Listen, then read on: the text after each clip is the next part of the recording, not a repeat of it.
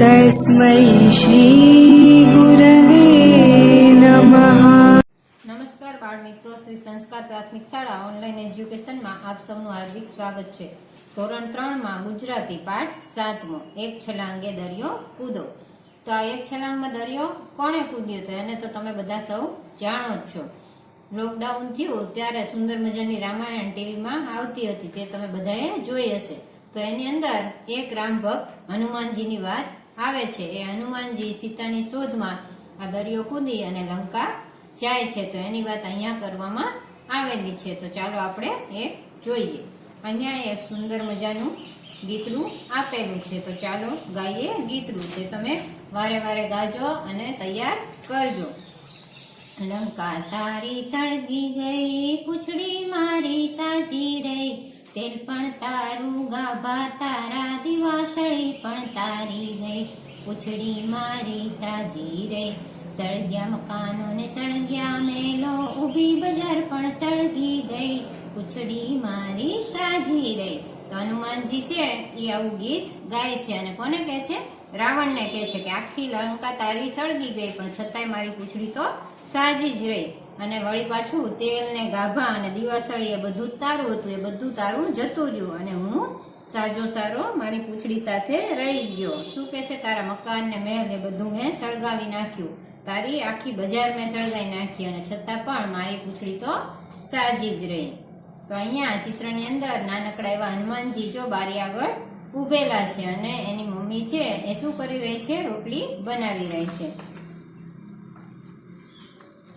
તો અહીંયા હનુમાનજી કેવા પરાક્રમ કરતા હતા તેની સુંદર મજાની એક વાર્તા છે, તે આપણે જોઈએ. એક સરસ મજાનું જંગલ હતું. જંગલમાં માતા અંજની અને પિતા કેસરી સાથે પુત્ર હનુમાન રહે. તો જો હનુમાનજીના માતાનું નામ અંજની અને પિતાનું નામ શું હતું? કેસરી હતું. પિતા આખો દિવસ કામકાજ માટે ઘર બહાર રહે. રોજ સવારે ઘરેથી જાય, સાંજે પાછા આવે. ઘરમાં નાનકડા હનુમાન સાથે માતા સાથે વાતો કરે, રમે અને માતાના કામમાં મદદ પણ કરે. જો હનુમાનજી માતા સાથે રમતા હતા, વાતે કરતા, પણ સાથે સાથે માતાને કામ પણ કરાવતા હતા. હનુમાન બધા કામ ખૂબ ઝડપથી પતાવી દે, બાકીનો બધો સમય માતા સાથે વાતો કરે અને રમે. તો હનુમાનજીને માતા સાથે વાત કરવાનું અને રમવાનું ખૂબ ગમતું હશે, એટલે ઝડપથી કામ એમને આપેલા પતાવી દેતા હતા. એક દિવસની વાત છે. અંજની માતાને રસોઈ બનાવવાનો સમય થયો હતો, પણ હનુમાન તો માતા સાથે રમવા માંગતા હતા. માતાએ વિચાર્યું, હનુમાનને કોઈ એવું કામ સોંપવું કે જેથી એ કામ પૂરું કરતા તેને સમય લાગે અને એટલી વારમાં હું રસોઈ કરી લઉં. જો તમે તમારા મમ્મીને સતાવતા હોય તો તમને શું કરે? મોબાઈલ આપે અથવા તો ટીવી ચાલુ કરી દે કે તમને ગમતી કોઈ વસ્તુ આપી દે, એટલે તમે ઘડીવાર શાંતિ લો તો મમ્મી એનું કામ કરી લે. એવી રીતે અહીંયા પણ એના મમ્મી હનુમાનજી માટે એવું વધારે વાર લાગે એવું કામ શોધી રહ્યા હતા. પછી હનુમાન આવશે ત્યારે એના બાપુજી પણ આવશે. ત્રણેય જણ સાથે જમીને પછી નિરાતે વાતો કરીશું. શું કે છે કે જો સાંજનો સમય થશે તો હનુમાનજીના પપ્પા પણ આવી જશે, એટલે જમી કરી અને પછી અમે ત્રણેય વાત કરશું, એવું અંજની માતા વિચારી રહી છે. આમ વિચારીને તેમણે કહ્યું, બેટા હનુમાન, જંગલમાંથી થોડા પાકા ફળ લેતો આવ. શું કે છે? જંગલમાં દૂર સુધી જાય તો ક્યાંક પાકા ફળ શોધતા હનુમાનને વાર લાગે, એટલે એવું એક અંજની એની મમ્મી છે એ કામ હનુમાનજીને દેખાડે છે. જી માતાજી, હનુમાને જવાબ આપ્યો. જો હનુમાનજી તોફાની હતા પણ એના મમ્મી સાથે કેટલી સરસ રીતે વાત કરતા હશે. જુઓ, જી માતાજી કહી અને માતાને માનથી બોલાવે છે અને એમનું દરેક કામ કરવા હનુમાનજી તત્પર રહેતા હોય છે. તો તમે પણ તમારી મમ્મીનું બધું કામ કરજો. હનુમાન તો ઘરની બહાર નીકળ્યા અને પોતાના જમણા હાથનો અંગૂઠો પકડ્યો. અરે આ શું? હનુમાન તો મોટા ને મોટા થવા લાગ્યા, હાથ પણ લાંબા ને લાંબા થવા લાગ્યા. પોતાનો હાથ લંબાવીને દૂરના ઝાડ પરથી પાકા ફળ તોડી લીધા. હજી તો માતા રસોડામાં ગયા ન ગયા ત્યાં તો ફળ હાજર. જુઓ હનુમાનજીનું આ પરાક્રમ કેવું! એમણે શું કર્યું? એમના જમણા હાથનો અંગૂઠો જ્યાં પકડે ત્યાં તો હનુમાનજી ખૂબ મોટા થઈ જાય. તો જંગલ સુધી છેક પહોંચી જાય એવા એમના હાથ પણ મોટા મોટા લાંબા થઈ જાય. હજી તો એમના મમ્મી રસોડામાં ગયા જ હતા ત્યાં તો હનુમાનજી ફળ તો હાજરે કરી દીધા. હે, આટલી વારમાં પાકા ફળ આવી ગયા? તારા બાપુ લાવ્યા? જો એની મમ્મીને નવાઈ લાગે છે, એટલે શું કહે છે કે શું આટલી વારમાં તું ફળ લઈ આવ્યો કે તારા પપ્પા લાવ્યા? હનુમાને કઈ જવાબ ન આપ્યો. એ તો મરક મરક હસતા રહ્યા. માતાજી વાત સમજી ગયા. જો હનુમાનજી કઈ જવાબ નથી આપતા, પણ મરક મરક હસવું એટલે કેવું? ધીમે ધીમે હસવું, મંદ હાસ્ય કરવું, તેને મરક મરક હસવું કહેવાય. એટલે એમના મમ્મી છે એ એમની વાત સમજી જાય છે. સમજી, મને ખબર છે જમણા હાથનો અંગૂઠો પકડીને તને મોટા થતા આવડે છે. એની મમ્મી શું કહે છે કે મને તારા પરાક્રમની જાણ છે જ. તું જમણા હાથનો અંગૂઠો પકડી લે એટલે તું મોટો થઈ જા, અને તું એમ કરી અને ફળ અહીંથી તું લઈ લીધા છે તે. ચાલો ને માં આપણે કંઈ રમીએ, હનુમાને વિનંતી કરતા કહ્યું. તો હનુમાનજી શું કહે છે કે મમ્મી આપણે કંઈ રમીએ, એવી વિનંતી હનુમાનજી શાંતિથી એની મમ્મીને કહે છે. ના બેટા, હમણાં તારા બાપુજી આવશે, એમના માટે જમવાનું બનાવવાનું બાકી છે, જમીને પછી આપણે રમીશું. તો હનુમાનજીને એની મમ્મી શું કહે છે કે તારા બાપુજી આવે, સવારના ગયા હોય, સાંજે આવે, તમને ભૂખ તો લાગે ને, એટલે શું કહે છે હજી જમવાનું બનાવવાનું પણ બાકી છે, હું જમવાનું બનાવી લઉં, પછી આપણે જમીન પછી આપણે શાંતિથી રમીશું. ના, મારે તો અત્યારે જ રમવું છે. તો હનુમાનજી તો જીદ કરે છે કે મને તો અત્યારે જ રમવાનું મન થયું છે, મારે અત્યારે રમવું છે. ઠીક છે, તું એકલો બહાર રમ, હું ઘરમાં રસોઈ બનાવું, પણ જોજે પાછો વારે વારે ઘરમાં આવીને મને હેરાન ન કરતો. હનુમાને જવાબ ન આપ્યો, માત્ર મરક મરક હસ્યા. તો એના મમ્મી શું કહે છે કે તો તું એકલો થોડી વાર રમ, પણ મને ઘડે તું વચ્ચે આવી અને હેરાન કરતો નહીં. પણ હનુમાન કઈ જવાબ આપતા નથી. ત્યાં પણ હનુમાનજી હાસ્ય ધીમું કરે છે. તું એમ નહીં માને, લાવ ઘરની જાળી બંધ કરી દઉં, પછી કેવી રીતે આવીશ? શું કહે છે કે તું હવે માનીશ નહીં, એટલે હું તને બહાર મોકલી દઉં અને પછી ઘરની જાળીને વાસી દઉં, એટલે તું અંદર આવી જા નહીં. એમ કહીને માતાએ જાળી બંધ કરી અને રસોઈ કરવા બેઠા. હનુમાનજીને બહાર મોકલીને એને મમ્મી તો જાળી બંધ કરીને અંદર રસોઈ કરે છે. હનુમાન ઘરની બહાર અને માતાજી અંદર. માતાજી રોટલી બનાવતા જાય અને છાબડીમાં મૂકતા જાય. થોડી વાર પછી માએ છાબડીમાં જોયું તો એક પણ રોટલી નહીં. આજુબાજુ જોયું પણ કોઈ દેખાયું નહીં. તો માતાજીએ તો રોટલી બનાવીને શેમાં મૂકી હતી? છાબડીમાં. તો થોડીક વાર રહીને જોયું તો આમાં તો એકેય રોટલી નહીં. એટલે આજુબાજુ જોવે છે પણ કોઈ દેખાતું નથી.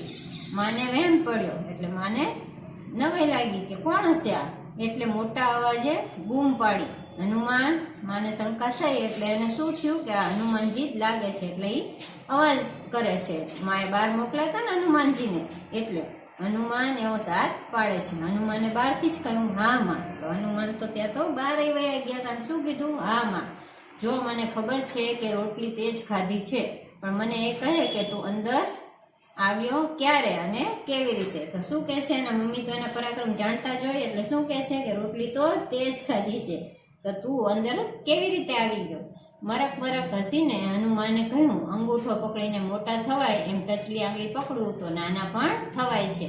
તો શું કીધું હનુમાનજીએ કે અંગૂઠો પકડીને જેવી રીતે મોટો થઉં છું ને, એવી રીતે ટચલી આંગળી પકડી લઉં ને તો સાવ નાનકડો પણ થઈ જવું એમ.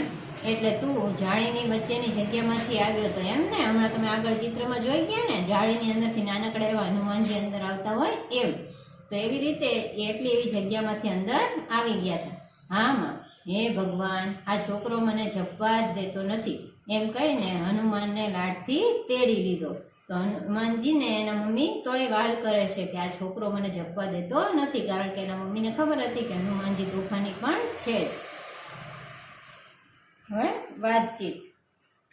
તમે ઘરમાં કયા કયા તોફાન કરો છો? તો તમે પણ હનુમાનજી જેવા તોફાન તો તમને ન આવડે, પણ તમે પણ તોફાન તો કરતા જ હોય ને. તો તમે કેવા તોફાન કરો?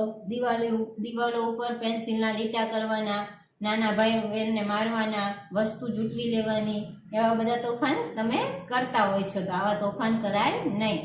તમે તોફાન ન કરો તે માટે મમ્મી પપ્પા તમને શું કહે છે? તો તોફાન ન કરીએ એટલે મમ્મી પપ્પા આપણને સમજાવતા હોય છે કે તોફાન કરવાથી આવા નુકસાન થતા હોય છે. ઘણી વખત પપ્પા ઠપકો પણ આપતા હોય છે. તમે કેવી મસ્તી મજાક કરો તો મમ્મી અને પપ્પા ખુશ થઈ જાય. તો તમે જો કોઈ પ્રાણી હોય પાળતું, એની સાથે મસ્તી મજાક કરતા હોય, તો ભાઈ બહેનને વાલ કરતા મજાક મસ્કરી કરતા હોય તો મમ્મી પપ્પા ખુશ થઈ જતા હોય છે. હનુમાનનું કયું તોફાન તમને બહુ ગમ્યું? તો તમને બધાએ પાઠ જોઈ જ ગયા. તેમાં તમને હનુમાનનું કયું તોફાન બહુ ગમ્યું?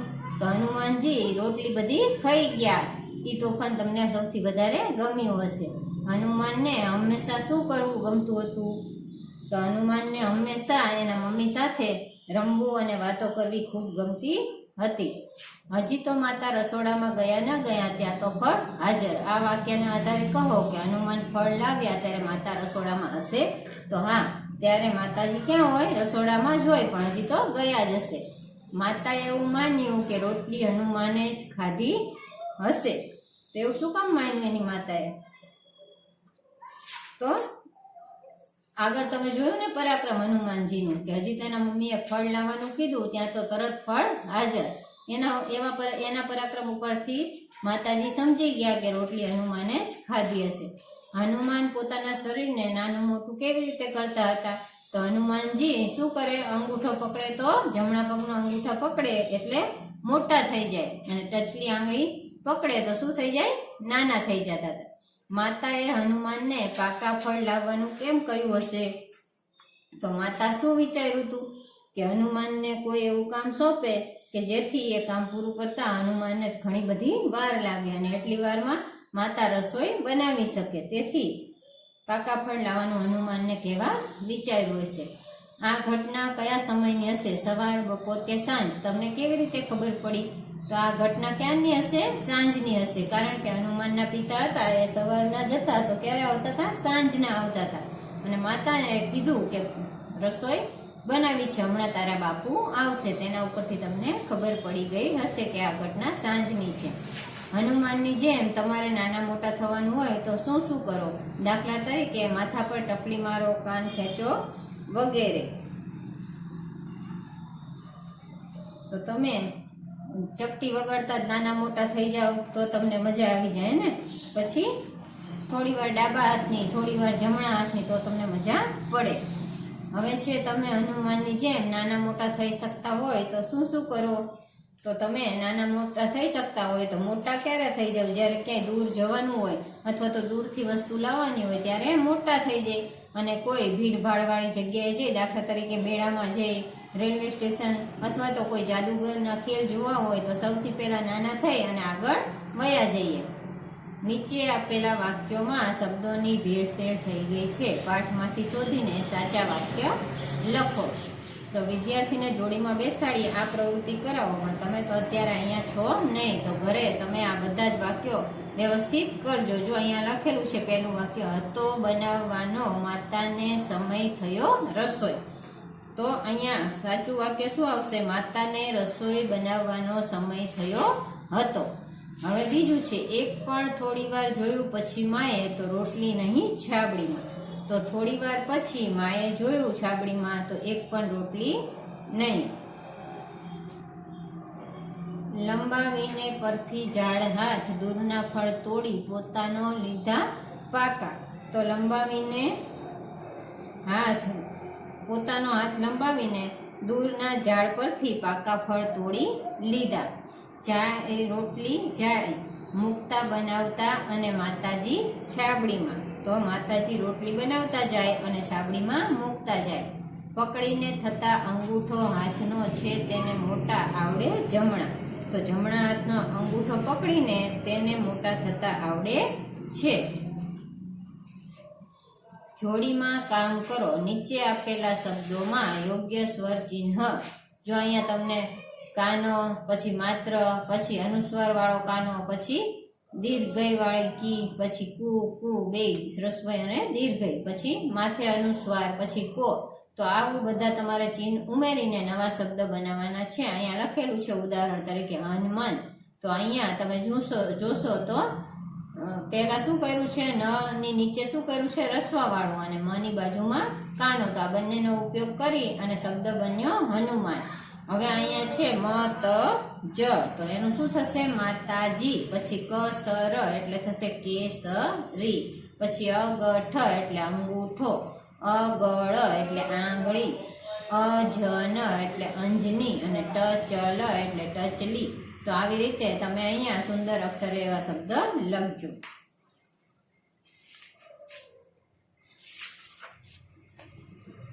હવે અહીંયા ચાલો ગયે ગીતડું, લંકા તારી સળગી ગઈ. તો તે તમે ગાજો. હવે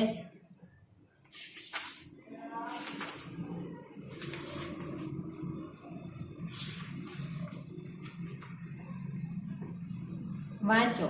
તો અહીંયા એક ચિત્રની અંદર જો આ 10 મસ્તક વાળું કોણ હશે એ બધા તમે ઓળખો જ છો, તો એ રાવણનું ચિત્ર છે. આ રાવણનો રાજ દરબાર છે અને એની અંદર આ હનુમાનજીને બંદી બનાવી અને રાવણના સૈનિકો આ રાજમહેલની અંદર લાવેલા દેખાઈ રહ્યા છે. તો બાળકો તમે અહીંયા હોત તો તમને અહીંયા સુંદર મજાનું આ નાટક કરાવત, પણ અત્યારે તમે અહીંયા નથી. જો તમે મિત્રો સાથે હોય એટલામાં તો જરૂરથી આ નાટક બજાવજો. દરવાન મહારાજની જય હો. મહારાજ, કેટલાક સૈનિકો એક વાનર જેવા માણસને લઈને સભાગૃહમાં આવવાની રજા માંગે છે. તો દરવાન શું કહે છે કે એક વાનર જેવા માણસને લઈને અહીંયા આ સભાગૃહ તમે ભરીને બેઠા છો ત્યાં આવવા માટે રજા માંગી રહ્યા છે. રાવણ, આવવા દો. 4-5 સૈનિકો હનુમાનને એક દોરડાથી બાંધીને લાવે છે. રાવણ, અરે આ કોણ છે? નથી માણસ કે નથી વાંદરો, એને અહીં શું કામ લાવ્યા છો? શું કામ છે? હનુમાન, હું વાનર છું.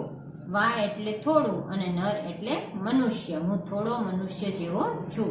સૈનિક, મહારાજ આ બહુ તોફાની છે. એ આપને મળવાની જીદ કરતો હતો. એ પોતે દરિયા પારથી આવ્યો છે એમ કહે છે. રાવણ, બોલ વાનર, શું કામ છે? હનુમાન, મારે કશું કામ નથી. આ તમારા સૈનિકો મને પકડીને લાવ્યા છે. સૈનિક, મહારાજ આ માણસે આખી અશોક વાટિકા ખેદાન મેદાન કરી નાખી છે. બધા ઝાડ પરથી બધા ફાળ ખાઈ ગયો.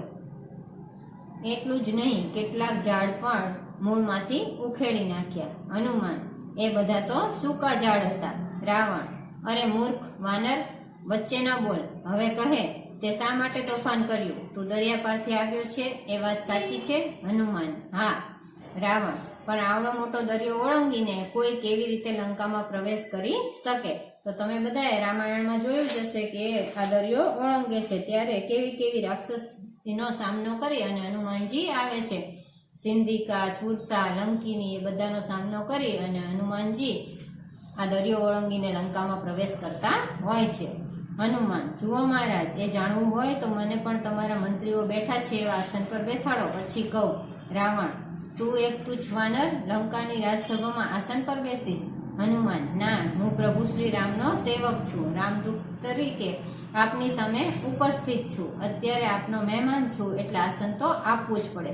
રામનું નામ સાંભળીને રાવણ વધુ ગુસ્સે થયો. રાવણ, સૈનિકો, આ વાનરને હમણાં જ જેલમાં પૂરો.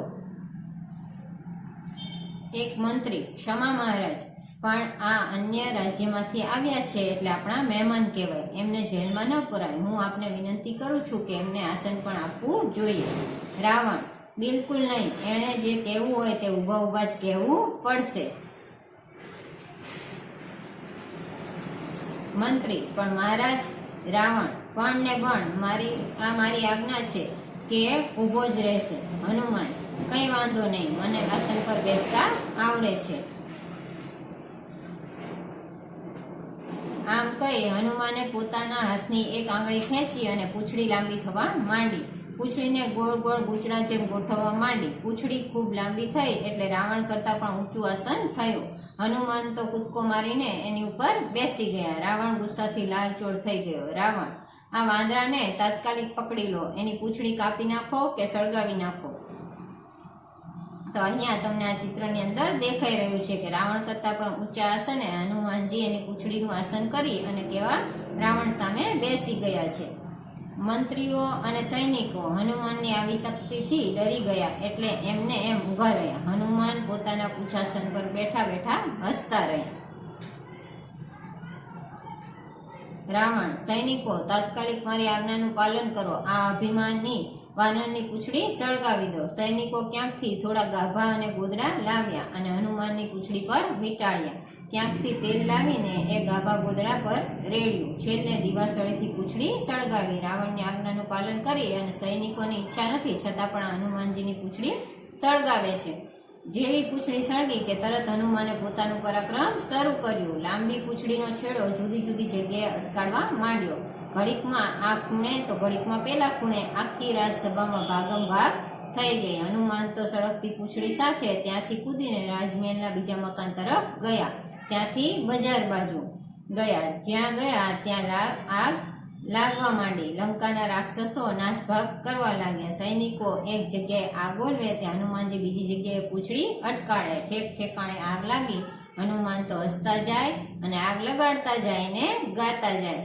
લંકા તારી સળગી ગઈ, પૂંછડી મારી સાજી રહી, તેલ પણ તારું, ગાભા તારા, દિવાસળી પણ તારી ગઈ, પૂંછડી મારી સાજી રહી. સળગ્યા મકાનો ને સળગ્યા મેલો, ઊભી બજાર પણ સળગી ગઈ, પૂંછડી મારી સાજી રહી. તો હનુમાનજીનું આ ગીત તમને ખૂબ મજા પડે એવું હતું ને? તો કોઈ ખોટી રીતે હેરાન કરે તો નુકસાન કોનું થાય? એનું જ થાય. હવે છે વાક્યો સાચા છે કે ખોટા નક્કી કરો, સાચા અથવા ખોટા. તો એ તમારે અહીંયા ચોરસની અંદર સાચું કે ખોટું કરવાનું છે. તો સૌથી પહેલા છે રાવણના મંત્રી ઈચ્છતા હતા કે હનુમાનને સન્માન મળે. તો એ વાક્ય સાચું છે. હનુમાને કીધું ને કે રાવણના મંત્રીએ શું કીધું કે હનુમાન બીજા રાજ્યમાંથી આવ્યા છે એટલે એમને સન્માન આપવું જોઈએ. એટલે એ વાક્ય સાચું. રાવણ વધુ ગુસ્સે થયો કારણ કે હનુમાન રાવણ કરતા વધુ ઊંચા આસને બેઠા. તો એ વાક્ય ખોટું. શું કામ રાવણ ગુસ્સે થયો તો? એ રામ ભક્ત હનુમાન હતા એટલે. હનુમાને સભાગૃહમાં મંત્રીઓ જેવી બેઠક વ્યવસ્થા માંગી. તો એ વાક્ય સાચું. હનુમાન પોતાની મરજીથી લંકાના સભાગૃહમાં ગયા. તો એ વાક્ય ખોટું. રાવણે બીજા રાજ્યમાંથી આવનાર મહેમાનનું માન જાળવ્યું. તો વાત ખોટી. હનુમાને સળગતા ગાભા ગોદડા નાખીને લંકાના મહેલમાં ઠેર ઠેર આગ લગાડી. તો એ વાક્ય સાચું.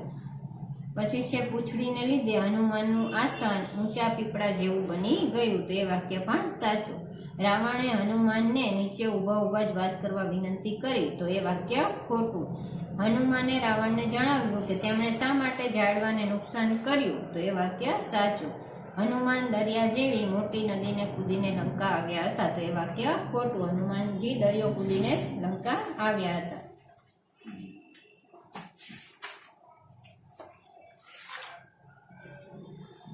શબ્દ શોધ.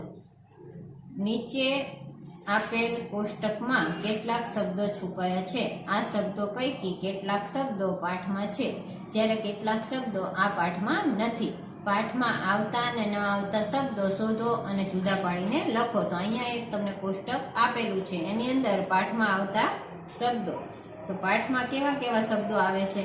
તો જો હનુમાન એક ઉદાહરણ તરીકે આપેલું છે. પછી બીજા કેવા શબ્દ છે પાઠમાં? તો લંકા, વાનર, મંત્રી, નગર અને આગ. તો આવા શબ્દ તમને અહીંયા મેં નામ દીધા ને એ બધા શોધી અને તમે એના ઉપર રાઉન્ડ કરજો. હવે પાઠમાં ન આવતા શબ્દ. તો અહીંયા એક શબ્દ આપેલો છે સમુદ્ર. તો તમને એ દેખાઈ રહ્યો હશે સમુદ્ર.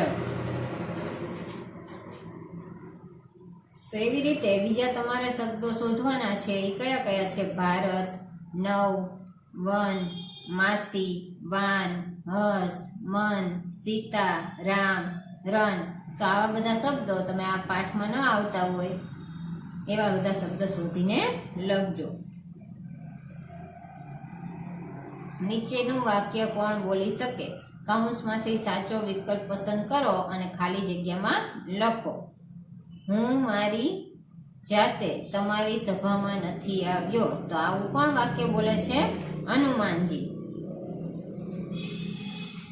મને તો અશોક વાટિકામાં કેળા ખાવાની મજા પડી ગઈ હતી. તો આ વાક્ય પણ હનુમાનજી બોલે છે. આ વાનરનો ગર્વ ઉતારવો પડશે. તો એવું વાક્ય કોણ બોલે છે? રાવણ. બીજા રાજ્યના મહેમાન સાથે સારો જ વ્યવહાર કરવો જોઈએ. તો એવું વાક્ય કોણ બોલે છે? સૈનિક અથવા તો મંત્રી કહેવાય. આ વાનરને નિર્બળ સમજીને મેં ભૂલ કરી. તો એ વાક્ય બોલે છે રાવણ. લે આ તેલ ગાભા પર રેડી દે. તો એ વાક્ય કોણ બોલે છે? સૈનિક. હવે તો રાવણનું આસન પણ સળગાવું. તો એવું કોણ બોલે છે? હનુમાન. ઓ બાપરે, આવડી મોટી પૂંછડી, મને તો બીક લાગે છે. તો એ વાક્ય સૈનિક અને મંત્રી બંને બોલે છે. મારી વાત માની હોત તો આ આગ ન લાગી હોત. તો એ વાક્ય કોણ બોલે છે? મંત્રી. ભાગો ભાઈ, દરિયામાં ભાગો, આ વાનર તો આખું ગામ સળગાવી દેશે. તો એ વાક્ય સૈનિક બોલે છે. આ પ્રસંગમાં આવતા 5 નવા શબ્દો શોધો. એ શબ્દનો ઉપયોગ કરીને તમારા શિક્ષક એક વાક્ય બનાવશે. તેના પરથી અર્થ સમજીને અર્થ લખો. પછી તે શબ્દનો ઉપયોગ કરી નવું વાક્ય લખો. દાખલા તરીકે ખેદાન મેદાન કરવું એટલે બગાડી નાખવું. આ વર્ષે વાવાઝોડાના લીધે આખો વિસ્તાર ખેદાન મેદાન થઈ ગયો. હવે અહીંયા એક નવું વાક્ય છે જીદ કરવી. તો પાઠમાં એવું આવે છે જીદ કરવી, તો એટલે શું? હઠ કરવી. તો દિવ્યાને મેળામાંથી રમકડું અપાવતા નહોતા એના મમ્મી, એટલે એમણે જીદ કરી દિવ્યાએ. હવે છે મરક મરક હસવું એટલે મંદ હાસ્ય કરવું. તો રાવણના અભિમાન ભર્યા વચનોથી હનુમાનજી મરક મરક હસતા હતા. હવે જપવા દેવું એટલે શાંતિથી બેસવા દેવું. તોફાની છોકરાને માએ કહ્યું ઘણી વાર તો જપવા દે. પછી છે નાસભાગ કરવી એટલે ભયથી ભાગી જવું. પોલીસની ગાડીનો અવાજ સાંભળતા ચોરો નાસભાગ કરવા લાગ્યા. લાલ ચોળ થઈ જવું એટલે ખૂબ જ ગુસ્સે થવું. મિતના તોફાન વધી જતા પિતા લાલ ચોળ થઈ ગયા. તો બાળ મિત્રો, એક છલાંગે દરિયો કૂદો એનો આ પહેલો ભાગ અહીંયા પૂરો થાય છે. તો તમને આમાં ખૂબ જ મજા આવી હશે. હવે આપણે ફરીવાર મળીશું ત્યારે બીજો ભાગ લઈશું.